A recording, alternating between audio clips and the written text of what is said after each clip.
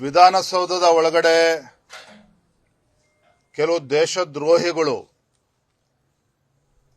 ಪಾಕಿಸ್ತಾನ್ ಜಿಂದಾಬಾದ್ ಎಂಬ ಘೋಷಣೆಯನ್ನ ಕೂಗಿದ ನಂತರ ಭಾರತೀಯ ಜನತಾ ಪಾರ್ಟಿಯ ನಿರಂತರ ಹೋರಾಟದ ಪ್ರತಿಫಲವಾಗಿ ನಿನ್ನೆ ದಿನ 3 ದೇಶದ್ರೋಹಿಗಳನ್ನು ಬಂಧಿಸಿದ್ದಾರೆ. ಇಲ್ಲಿ 2 ವಿಚಾರಗಳು. ಮೊದಲನೇದಾಗಿ ಇನ್ನು ಈ ಕ್ಷಣಕ್ಕೂ ಸಹ ರಾಜ್ಯ ಸರ್ಕಾರ ಎಫ್ಎಸ್ಎಲ್ ವರದಿಯನ್ನ ಇವತ್ತಿಗೂ ಕೂಡ ಬಹಿರಂಗಪಡಿಸಿಲ್ಲ. ಎಲ್ಲೋ ಒಂದು ಕಡೆ ಖಾಸಗಿ ಎಫ್ಎಸ್ಎಲ್ ರಿಪೋರ್ಟ್ ಬಹಿರಂಗ ಆಗಲಿಲ್ಲ ಅಂತ ಹೇಳಿದ್ರೆ ಇನ್ನೂ ಕೂಡ ದೇಶದ್ರೋಹಿಗಳನ್ನ ಬಂಧಿಸೋದಕ್ಕೆ ರಾಜ್ಯ ಸರ್ಕಾರ ಮೀನಾಮೇಷ ಎಣಿಸ್ತಾ ಇತ್ತು ಅಂತ ಕಾಣ್ತದೆ. So what is stopping the state government? ಯಾವ ಕಾರಣಗಳಿಂದಾಗಿ ಇವತ್ತು ಕೂಡ ರಾಜ್ಯ ಸರ್ಕಾರ ಎಫ್ಎಸ್ಎಲ್ ರಿಪೋರ್ಟ್ ಅನ್ನ ಬಹಿರಂಗಗೊಳಿಸೋದಕ್ಕೆ ಸಾಧ್ಯ ಆಗ್ತಾ ಇಲ್ಲ? ಇದಕ್ಕೆ ನಮಗೆ ಉತ್ತರವನ್ನು ನೀಡಬೇಕು. ವಿಧಾನಸೌಧದ ಒಳಗಡೆ ಕೆಲವು ದೇಶದ್ರೋಹಿಗಳು ಪಾಕಿಸ್ತಾನ್ ಜಿಂದಾಬಾದ್ ಎಂಬ ಘೋಷಣೆಯನ್ನ ಕೂಗಿದ ನಂತರ ಭಾರತೀಯ ಜನತಾ ಪಾರ್ಟಿಯ ನಿರಂತರ ಹೋರಾಟದ ಪ್ರತಿಫಲವಾಗಿ ನಿನ್ನೆ ದಿನ 3 ದೇಶದ್ರೋಹಿಗಳನ್ನ ಬಂಧಿಸಿದ್ದಾರೆ. ಇಲ್ಲಿ 2 ವಿಚಾರಗಳು. ಮೊದಲನೇದಾಗಿ ಇನ್ನು ಈ ಕ್ಷಣಕ್ಕೂ ಸಹ ರಾಜ್ಯ ಸರ್ಕಾರ ಎಫ್ಎಸ್ಎಲ್ ವರದಿಯನ್ನ ಇವತ್ತಿಗೂ ಕೂಡ ಬಹಿರಂಗಪಡಿಸಿಲ್ಲ.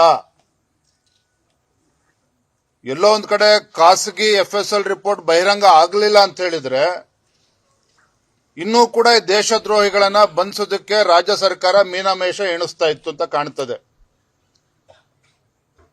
So what is stopping the state government?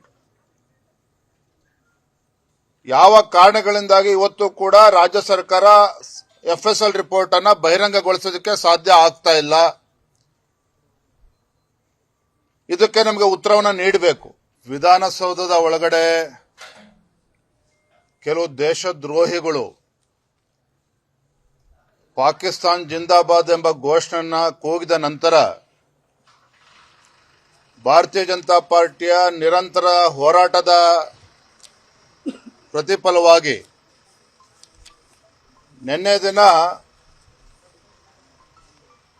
3 ದೇಶದ್ರೋಹಿಗಳನ್ನ ಬಂಧಿಸಿದ್ದಾರೆ.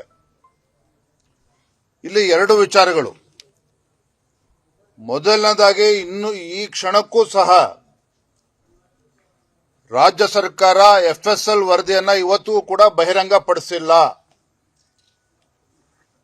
ಎಲ್ಲೋ ಒಂದು ಕಡೆ ಖಾಸಗಿ ಎಫ್ಎಸ್ಎಲ್ ರಿಪೋರ್ಟ್ ಬಹಿರಂಗ ಆಗಲಿಲ್ಲ ಅಂತ ಹೇಳಿದ್ರೆ ಇನ್ನೂ ಕೂಡ ದೇಶದ್ರೋಹಿಗಳನ್ನ ಬಂಧಿಸೋದಕ್ಕೆ ರಾಜ್ಯ ಸರ್ಕಾರ ಮೀನಾಮೇಷ ಎಣಿಸ್ತಾ ಇತ್ತು ಅಂತ ಕಾಣ್ತದೆ. So what is stopping the state government? ಯಾವ ಕಾರಣಗಳಿಂದಾಗಿ ಇವತ್ತು ಕೂಡ ರಾಜ್ಯ ಸರ್ಕಾರ ಎಫ್ಎಸ್ಎಲ್ ರಿಪೋರ್ಟ್ ಅನ್ನ ಬಹಿರಂಗಗೊಳಿಸೋದಕ್ಕೆ ಸಾಧ್ಯ ಆಗ್ತಾ ಇಲ್ಲ? ಇದಕ್ಕೆ ನಮಗೆ ಉತ್ತರವನ್ನು ನೀಡಬೇಕು. ಅನುಕ್ಷಣದ ಸುದ್ದಿಗಳಿಗಾಗಿ ವಿಸ್ತಾರ ನ್ಯೂಸ್ ಯೂಟ್ಯೂಬ್ ಚಾನೆಲ್ ಸಬ್ಸ್ಕ್ರೈಬ್ ಮಾಡಿ. ಹೊಸ ಸುದ್ದಿಗಳ ನೋಟಿಫಿಕೇಶನ್ಗಾಗಿ ಬೆಲ್ ಐಕಾನ್ ಕ್ಲಿಕ್ ಮಾಡಿ. ಲೇಟೆಸ್ಟ್ ಅಪ್ಡೇಟ್ಸ್ಗಾಗಿ www.vistaranews.com ವೆಬ್ಸೈಟ್ಗೆ ವಿಸಿಟ್ ಮಾಡಿ. ಅಂಗೈಯಲ್ಲೇ ಜಗತ್ತಿನ ಸುದ್ದಿ ತಿಳಿಯಲು ವಿಸ್ತಾರ ನ್ಯೂಸ್ ಕನ್ನಡ ಆಪ್ ಡೌನ್ಲೋಡ್ ಮಾಡಿ.